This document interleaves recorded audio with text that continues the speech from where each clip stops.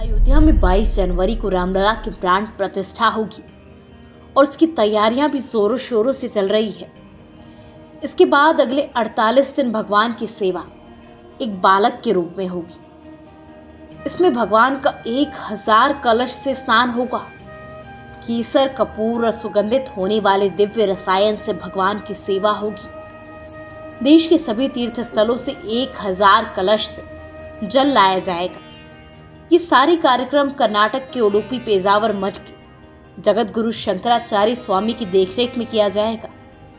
रामलला के लिए देश के अलग अलग हिस्सों में अलग अलग शहरों में वस्त्र तैयार किए जा रहे हैं। श्री राम जन्मभूमि तीर्थ क्षेत्र ट्रस्ट के कोषाध्यक्ष स्वामी गोविंद देवगिरी ने बताया कि पुणे में सोने के धागे से रामलला के वस्त्र तैयार किए जा रहे हैं। इनकी खास बात यह है कि इसे कई लोग बुनकर तैयार कर रहे हैं। ये लोग आकर 2-2 धागे बुनते हैं। उन्होंने बताया कि इन वस्त्रों में से जो भी अच्छा लगेगा उसे रामलला को पहनाया जाएगा। रामलला के वस्त्र 22 दिसंबर तक बनकर तैयार हो जाएंगे। रामलला के मनोरंजन के लिए गर्भगृह के ठीक सामने बने नृत्य मंडप में शहनाई, सितार, पखावज और तबला के साथ साथ भजन कीर्तन होंगे। संगीत की ये सेवा श्री राम जन्मभूमि तीर्थ क्षेत्र ट्रस्ट के सदस्य और देश के प्रसिद्ध साहित्यकार कलाविद यतीन्द्र मिश्र की अगुवाई में होगा।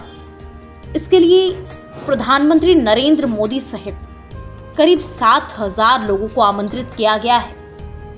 मंदिर के गर्भगृह में स्थापित करने के लिए रामलला की मूर्ति 15 दिसंबर तक बनकर तैयार हो जाएगी। रामलला की 3 मूर्तियां बनवाई जा रही हैं। इनमें से एक मूर्ति को राम मंदिर के गर्भगृह में स्थापित किया जाएगा।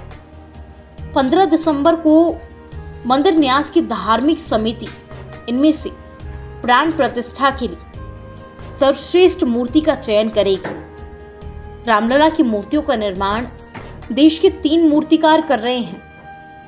निर्माण का कार्य पूरा हो गया है, अब फिनिशिंग का काम चल रहा है। इनमें 2 मूर्तियां 5 साल के बाल रूप में रामलला की श्याम रंग की है, जबकि एक संगमरमर की है। मंदिर ट्रस्ट इनमें से सबसे लुभावनी प्रतिमा का चयन गर्भगृह में प्राण प्रतिष्ठा के लिए करेगा। रामलला के दर्शन के लिए 45 दिनों तक 25,000 श्रद्धालुओं को रोजाना बुलाया जाएगा। प्राण प्रतिष्ठा में भक्तों के लिए 36 स्थानों पर भोजन प्रसाद की व्यवस्थाएं होंगी। इसमें गाजियाबाद सहित देश भर के भंडारा एक्सपर्ट अपनी सेवाएं देंगे।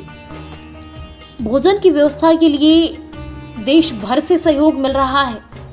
राम भक्त सहयोग में अयोध्या खाद्य सामग्री भेज रहे हैं।